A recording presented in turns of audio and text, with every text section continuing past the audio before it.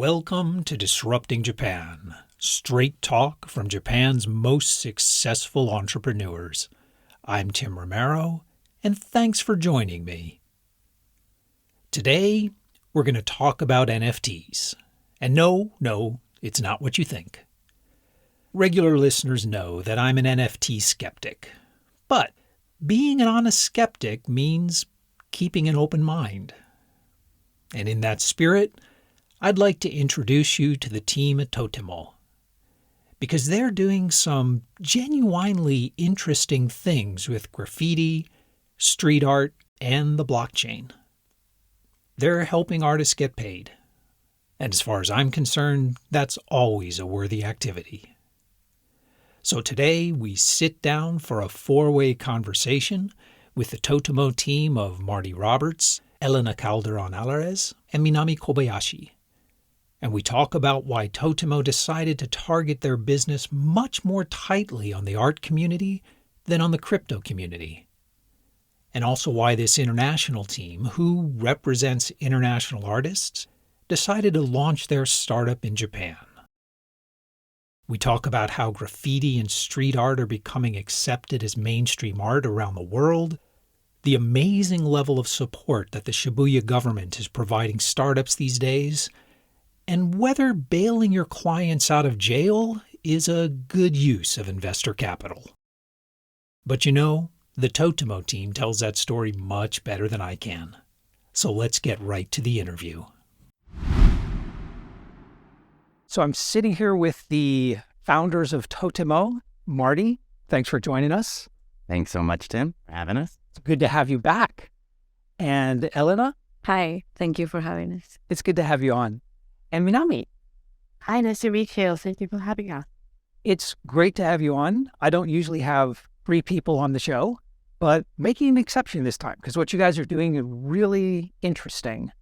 You're bringing street art and graffiti art to the blockchain, but I think you can probably explain it a little better than I just did. So what exactly does Totomo do? Yeah, I think you summed it up quite well already, but the point that we're trying to work on is that right now, graffiti and street art, while it's loved by many around the world, it's impermanent, and eventually it will be destroyed by the elements, by the government, by other graffiti writers. So if there was a way to make this permanent and also collectible and tradable, that would be fantastic, because then the artwork will exist forever and will have owners and be traded, and that will allow these street artists to be able to monetize their work in a new way.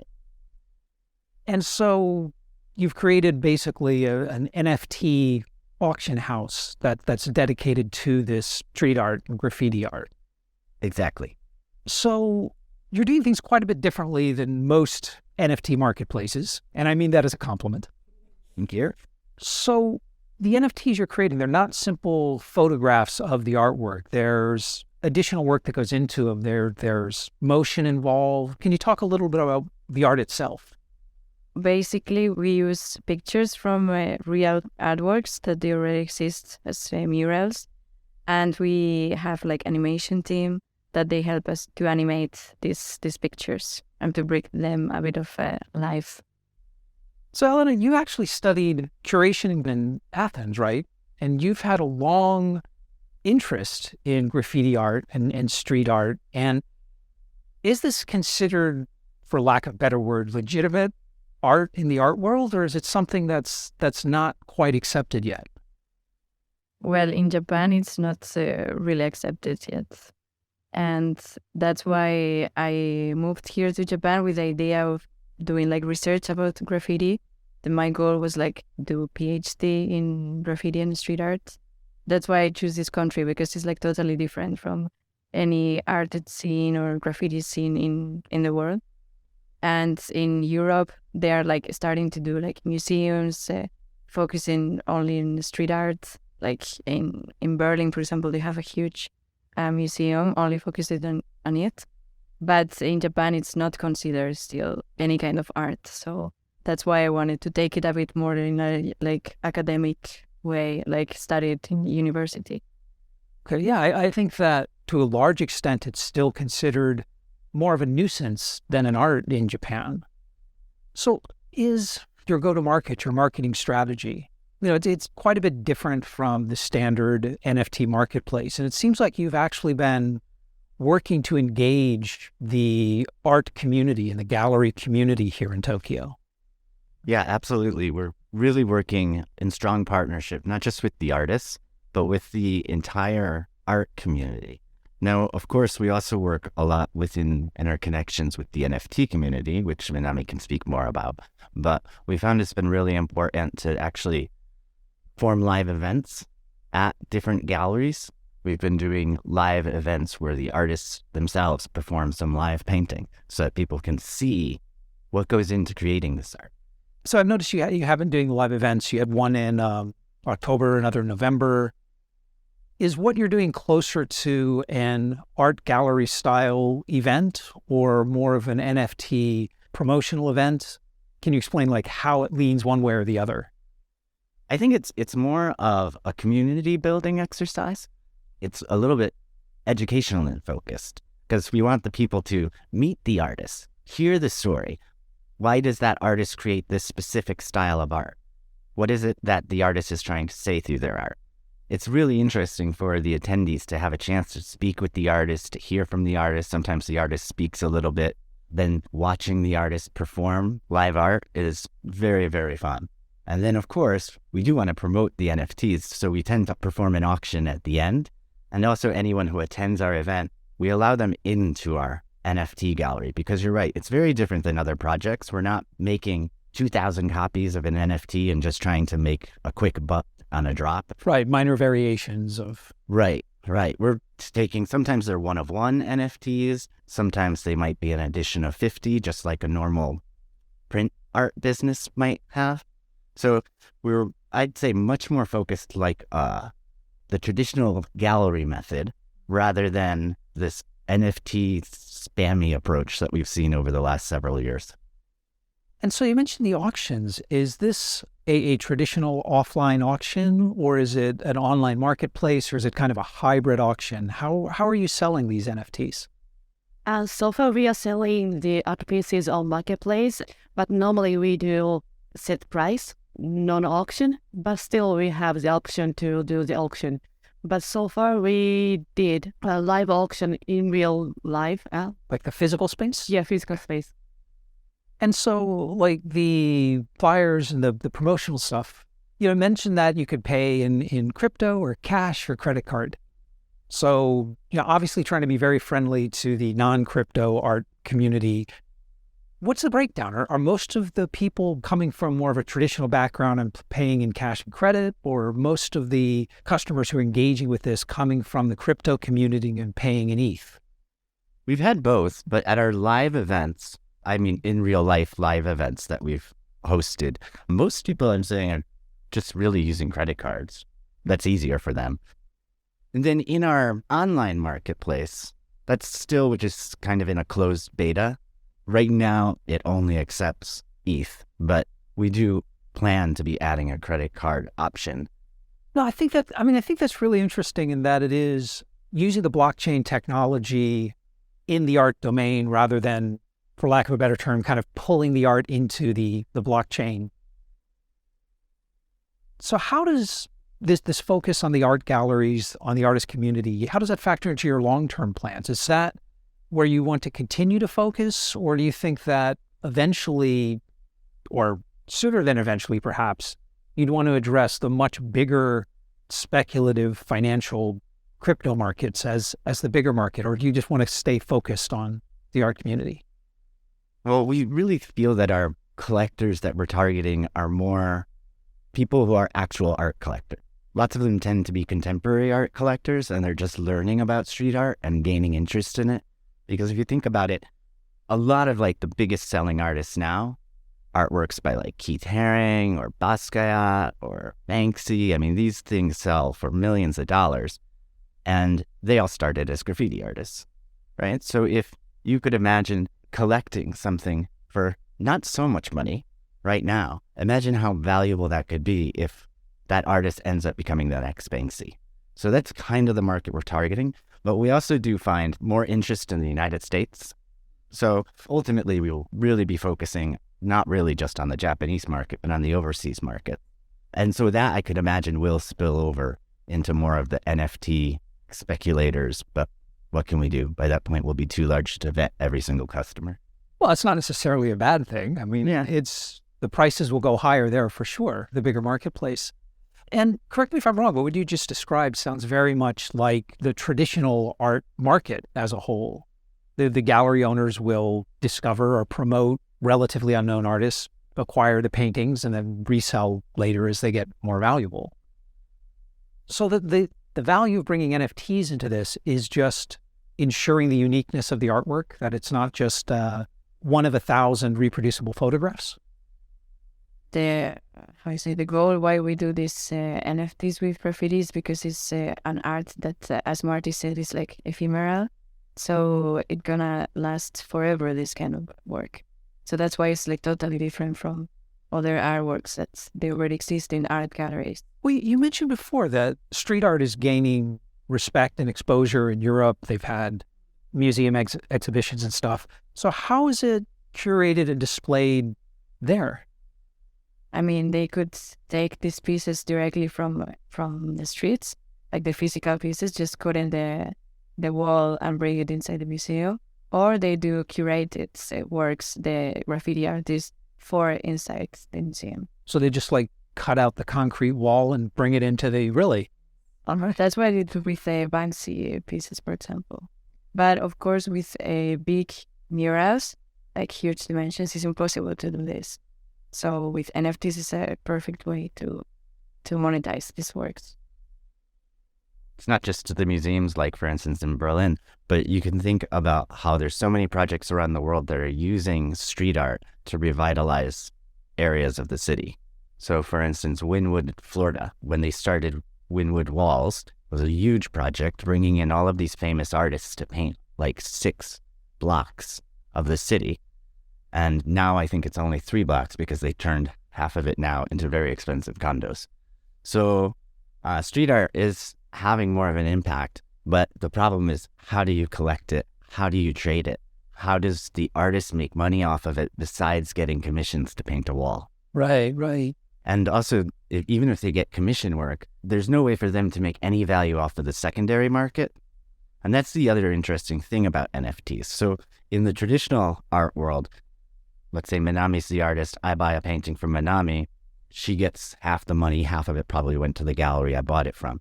Then I sell that painting to Elena. Minami, the artist, gets nothing. But we're in NFTs and using smart contracts, you can program it in so that the artist will always receive a small commission on every secondary trade. I hear that a lot about NFTs, but I don't quite understand that. So if an NFT is traded exclusively on an exchange, right, you can enforce those kind of rules. But if you go to sell that NFT to Elena and you just send her ETH to some other wallet, the NFT doesn't know it's been traded and for how much. How does that work in practice? Yeah, that's a big problem in the entire NFT world. It hasn't been solved yet. I mean, there's always a way that you could take it off chain. Yeah, I think it is something. As a former musician, I am completely in favor of anything that helps artists get paid. There's so little in this world that helps artists get paid.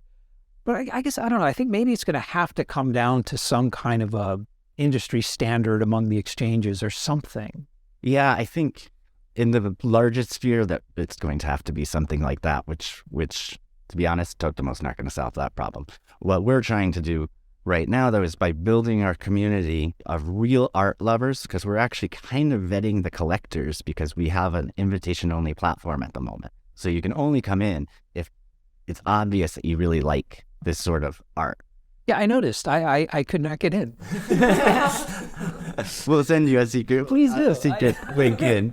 So the great thing about that, though, is that means that the people, as we build out this community, the people who are in there really love that art. And chances are, if they like one artist, they'll like another artist on the platform too, which will then grow the collector base for each artist there. And if that's where they're used to buying the NFTs, we're hoping that if they decide, well, I want to sell this one and get something else, that they'll sell it on the marketplace where they know they have the best chance of selling it. Because if you just take any art NFT and throw it on OpenSea, no one will ever find it. There's just so much on there. Yeah. Well, actually, let's talk about artists getting paid. So what is the model? If you sell an NFT on the platform or at a gallery event, what's the percentage that goes to the artist? 65. 65. Okay, so that's significantly higher than what artists usually get. And do you pay to produce the NFTs, or do the artists have to like do that themselves? How does that part of it work? We do almost everything for artists. We support to create NFT itself. Yeah, we sell it on the marketplace and we do promotion for them. And also we provide the sales share for the artists automatically to the MetaMask wallet. That's awesome. Are the artists, are they, well, I was going to say, I don't imagine they're digital savvy, but maybe they are. Are the artists comfortable with digital tools, or are they strictly like spray paint people? In general, graffiti artists, they are much more into analog, traditional techniques. So it's difficult for them to get into digital tools. That's why we also like support them if they don't do their own like animations, for example. We support them with like an animation team. So they can do like a kind of collaboration between the artist and the animator. Yeah, that is, because it sounds like what you're doing is closer to almost a collaboration than curation and running a marketplace. Of course, the still picture, like artworks itself, has already lots of value, but we want to make them even more valuable, even more interesting. That's why we have animation team to make the pieces move. I mean, I think it's great that you're providing that much support for the artists, because they clearly need it moving into the digital medium. And actually, Hardy, you were telling me before that you had to bail one of your artists out of jail. Yeah, that's true.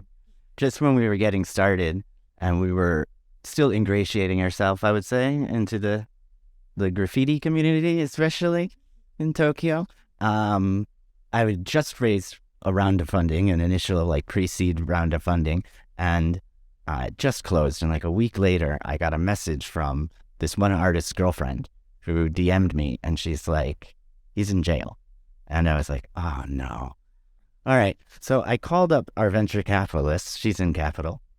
Mark Bivens, fantastic support. Gonna plug the VC? Yep. I called up Mark and I said, look, listen, Mark, I know I don't need your permission. I'm the CEO, but I got to take some money and bail this kid out of jail. And Mark's like, what happened? And I was like, 222 counts of vandalism. He's like, get him out. He's like, and that's fantastic. Think about the marketing this will help for you to get validity in the graffiti scene, that you care about the artist so much that you worked to find a lawyer and get the person out. And interesting, the lawyer was one of Carl Gone's lawyers. She went into the police and said, 220 counts? You only have him on video committing one thing of graffiti. So we're going to plea that down. So she got him out within like 20 minutes of talking to the prosecutor. And then she called me and she was like, I'm sorry, Marty. I mean, I took your money, but I did this so fast. And I was like, well, would you mind spending some extra of that time for me? We might need you on retainer. Actually, even more interesting, I asked her to please just draft for me a simple document about what to do if you get arrested in Tokyo for graffiti. What can the police compel you to do? What can they not compel you to do? And then I added stuff like how to contact your embassy if you're overseas and things like that. A valuable resource for the community. It's, yeah. It's like kind of underground marketing. No, I mean, I think bail money is a great use of capital, but I'm glad your VC agreed. Many would not. So you were talking about the appreciation of street art, graffiti art in the West is just much more advanced, much further along, much more developed than it is here in Japan. Has this exposure like led to other gallery showings for the artists that are on the platform? Is that something you see happening? In Tokyo right now, there have been like a lot of exhibitions related with graffiti. Like in the past 2 years, I saw like completely how it changed since I arrived here in Japan. And they're inviting a lot of like foreign artists to paint here also and do like street art festivals. But yeah, it changed a lot in these few years. Well, that's great. And you mentioned before that eventually you're planning on going overseas. Why the focus on the Japanese market in particular right now? Is it just because that's where we all are and you've got to start somewhere? Yeah, basically. But at the same time, we're not really only focused on Japan. We're trying to play both sides of it. On the one hand, we believe our true markets are US, Europe, Australia. Probably are going to be the largest markets where they already appreciate it, and you have collectors who will definitely want this. And also our artists are not only from Japan. We have artists from the US, from Germany, from Australia, from many, many countries already. But at the same time, we are trying to play off this thing that we are coming from Tokyo because it just sounds cool to people overseas. And there's certain aspects of Japanese culture that we are featuring. So for instance, one of our artists, Kua, her work is so Harajuku. It's really cool. And we think that collectors overseas, once we start promoting her, she'll really take off because of the Japan aspect. Yeah, and I'm going to say that a lot of foreign artists, they contact Totomo as a way to enter in Japan and get some kind of collaboration with us and get like free legal walls to paint here and also do some kind of exhibition. So it's also nice that they are trying to get in contact with us like a bridge to enter in the Japan art world. Is finding legal walls challenging? Is there just a community that supports that? Or Very challenging. very challenging? Yes, it's super, super challenging in Japan if compared to other countries because of law and regulation or many things. But luckily, we found super nice wall in Harajuku, super central area of Harajuku. Anyone can access there, but in a way, nobody can find. It's kind of hidden place, but super central in Harajuku, so that we can make some game like a treasure hunter. But anyway, this is in the future. So far, we are making outside street art gallery. We have to decide the actual name, but so far we are calling it outside street art gallery. So we have some artists, mainly from Japan, and they create their super nice artworks on the wall so that we can show the art pieces to the audience and make it NFT and sell it on the marketplace. And of course, we share the sales to artists and the wall owner. Oh, okay. Monetize your walls. So how long does that cycle last? For example, if someone paints part of the wall, would that stay up there for a month or 2 months or? Each artwork super nice and looks amazing. So we don't want to erase it. We don't want to overpaint it. But of course, we have good technology like blockchain and NFT. So we can preserve the artworks and maybe after half a year, other artists can paint. So, I mean, this being Japan, I have to ask, what do the neighbors think of all of this crazy graffiti art going up in their neighborhood? I think we are, again, lucky because the property doesn't have real neighbors. Okay, that is lucky. And it's in Harajuku, so it's on brand for the neighborhood. Yeah, exactly. And Harajuku is a section of Shibuya. And we're actually working quite closely with the Shibuya government because Shibuya is very interested in promoting themselves as a city focused on technology, art, and culture, and also startups. So they want to focus on startups, technology, and arts and culture. And basically, Totomo fits all of those bills. So Shibuya actually kindly enough provided us free office space to use. Getting back to the business model, looking long term. So the last 12 months have not been kind to NFTs in general. The volumes have collapsed, the valuations have collapsed. Totomo seems much more tied to the real world art galleries and art community than it does to the NFT community. So looking forward 5 years from now, what's the state of NFTs? What's the state of Totomo? So yeah, it's very true that we've been following much more a traditional gallery model rather than sort of the NFT big 1,000 drop model, even to the extent that we have right now in our beta version an invite-only system. And that's almost very similar to a gallery. Very often, like... I clearly didn't make the cut. Very often you can't buy from a gallery unless somehow you know the gallery owner, right? Or something like that. So we're kind of starting it that way because we really want to build a community of not just fantastic, well-curated artists, but also great collectors. That's our initial approach, and we plan to try to expand that a bit over the next 6 months or so. And then I think as we gain enough traction, we'll probably start lifting the gates a bit and trying to grow the community in a more traditional marketing style so that it becomes really open but focused marketplace where people who are into this style of art will come to buy and trade and sell NFTs. And Ellen, especially I want to ask you, so do you think NFTs are kind of the natural way these things will be traded, or is there another option between digital NFTs and taking a jackhammer to a concrete wall and pulling the mural out?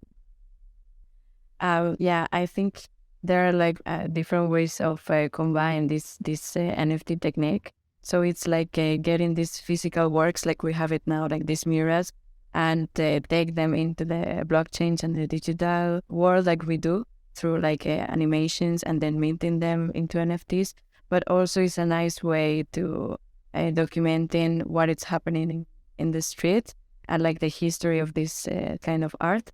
And also in the other way around, we can also bring like the digital world into the physical world. Like for example, like using AR in the murals, like within exact location, and also bring these NFTs into like digital art galleries. I think it's gonna be like kind of the future of contemporary art. That's fascinating. You know, Japan has a reputation of not being overly crypto-friendly or NFT-friendly, but Totomo's gotten a lot of support from the Shibuya government as you've been setting up, right? Yeah, absolutely, especially from the Shibuya mayor's office. They've been super helpful in providing us guidance, support, because interestingly, many people in that office love street art and graffiti, but they spend quite a lot of money having to clean it up. Having to remove it, yeah. Yeah, well... Each year. So one thing that I've spoken with the government about is how about we use your public parks to host contained events? You know, that's really interesting. So there's a lot of national government programs and prefectural and local city government programs that are designed to give investment in office space and things like that. And I understand Shibuya does that as well, right? Yeah, Shibuya has provided us office space, which is fantastic. But they're also trying to like connect you to other parts of government, and they're trying to help you with the connections as well. Definitely. And so we stay in constant discussion. Shibuya is really committed to startups, technology, and arts and culture, and Totomo sort of fits each of those bills. So it's really been a great match to be working with Shibuya. So Marie, your previous company, N-Touch, you also got investment or financial support from the Japan Finance Corporation, right? Yes. So have things gotten easier or harder or? I think there's more programs now. So I think there's more opportunities for startups, but you just have to look around and find a program that fits for you. And then oftentimes know someone who can introduce you to the program. But I remember last time I was on your show, Tim, when I was talking about the Japan Finance Corporation. And I was saying it was so great to get their initial investment, because then when I went to other investors and they said, who's your investor? And I was like, Japan, the country of Japan, right? And now working with Shibuya, even office space as an in-kind investment, things like this, I can now turn as we will eventually do another round of funding, and people will see on our cap table, Shibuya, or know that they supported us even if they're not on the cap table. That is a really interesting point. I think particularly for like B2B startups, the legitimacy that having government support or government investment brings with it is far more valuable than the actual capital they provide. Yeah, definitely. I get asked about this a lot, but what advice do you have to listeners, particularly foreigners, who are interested in exploring how they can get support from the government? I would spend a lot of time attending. Well, first, of course, do your Google research, and you'll find a lot. Not everything will be in English, but the government's gotten better and better at putting at least summary examples of the programs in English online. Also, I would attend a lot of local events, so local startup events, because these sort of meetups or these sort of pitch presentations, that's where you'll meet people who already know about the programs. Yeah. It's hard to overstate how important those connections are and how important it is to know someone who knows someone. Exactly. What else should the government be doing to support startups? I think what they're already starting to work on is they're starting to work with other accelerator programs. And that's kind of great because then if, let's say, the local government is putting on some sort of networking event, they can make sure that the most important people are there who can then later on support the startups. But I think they're already starting to do that, but maybe more of that would be helpful. So listen, just to wrap up, I'm really curious about how accepting you think Japan will become of street art. The reason being is Japan is fascinated with trends. Things come and go, like really absurd trends, something, it doesn't matter.